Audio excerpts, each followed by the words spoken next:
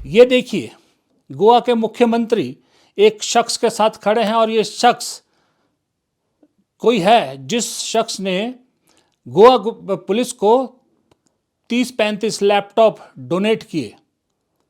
ये कोई ठाकुर है, मैं नाम भूल रहा हूँ। और ये भाई साहब ऐसी महान हस्ती कि अब गोवा पुलिस को अपने ऑफिसर से लैपटॉप वापस लेने पड़ रहे हैं।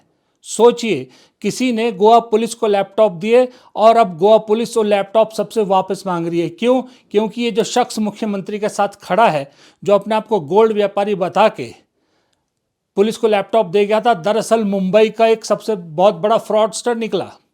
मुंबई में एक गोल्ड मर्चेंट को या सोना का जो बिजनेस करने वाला है उसको धोखा देने के मामले में इस पर मामला दर्ज है और पुलिस तलाश रही है, शायद अब पकड़ भी लिया होगा।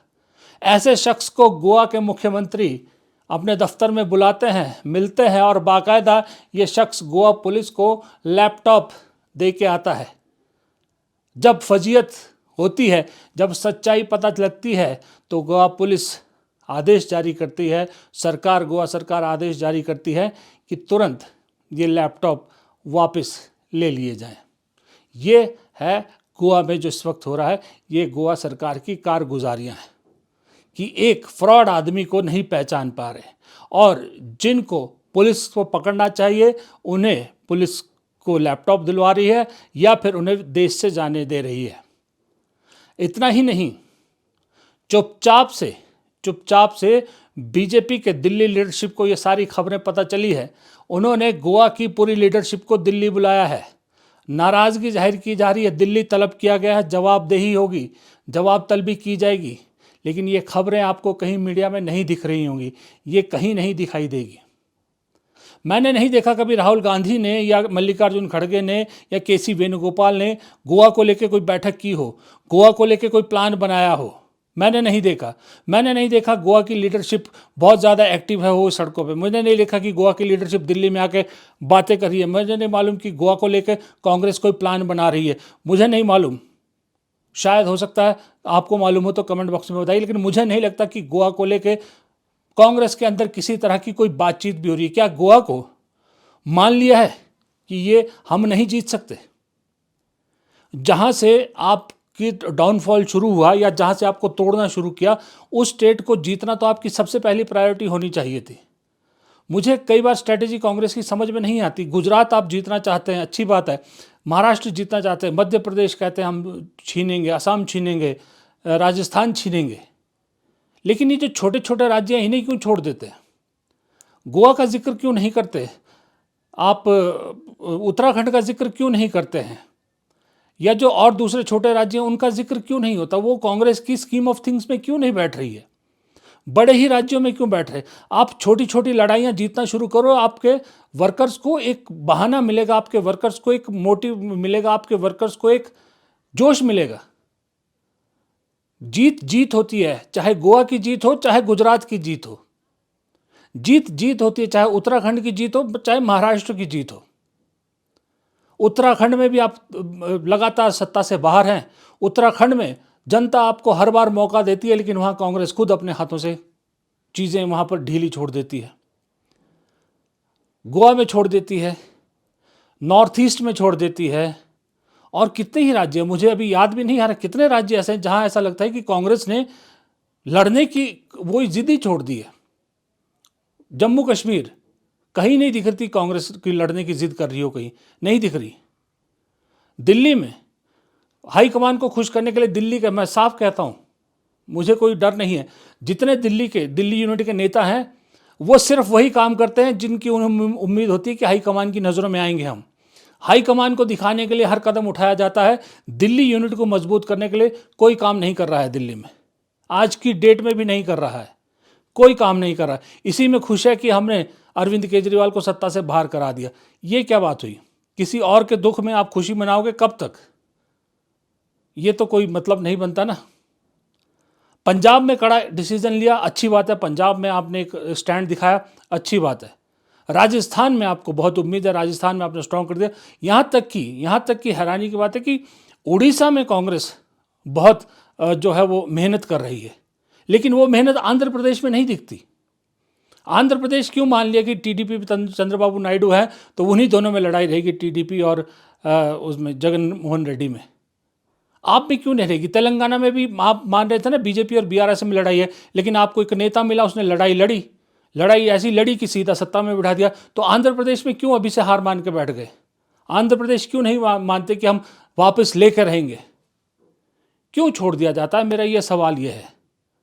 अब आपको खबर दिखाता हूं, ये देखिए, पंजाब सरकार की फुल पेज ऐड कहाँ छप रही है?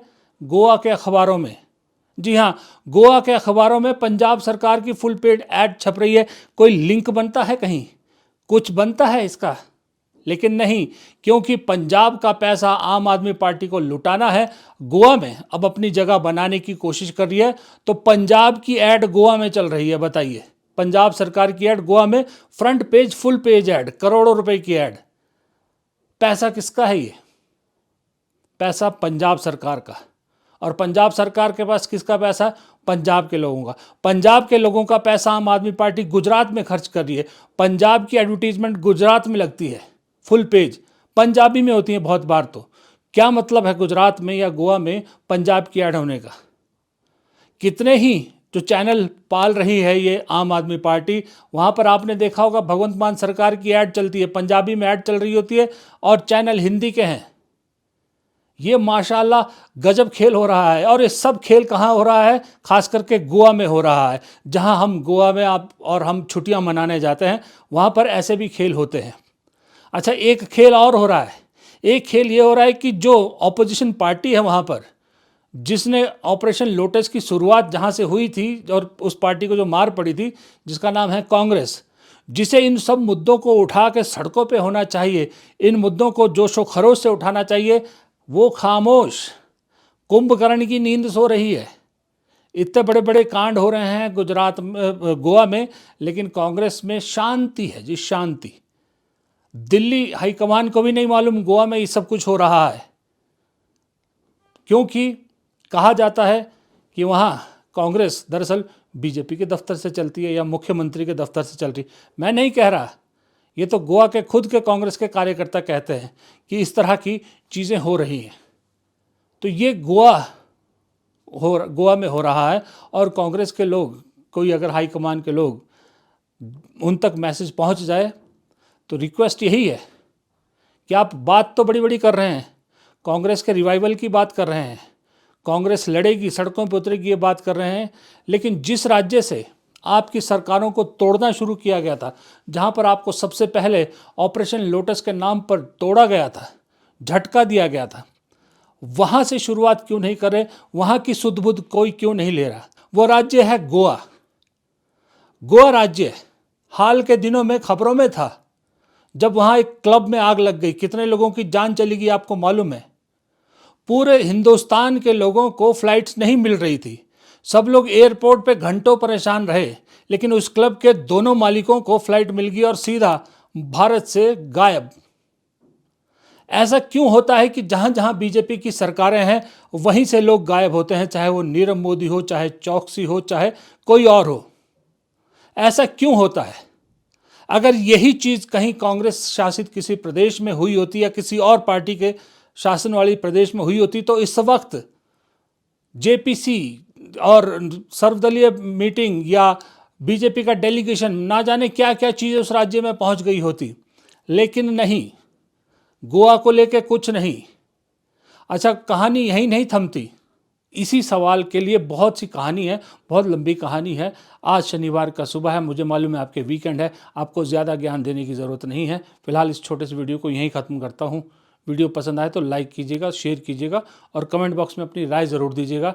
चैनल को सब्सक्राइब करना मत भूलिएगा अगर आपने सब्सक्राइब नहीं किया है। नमस्कार।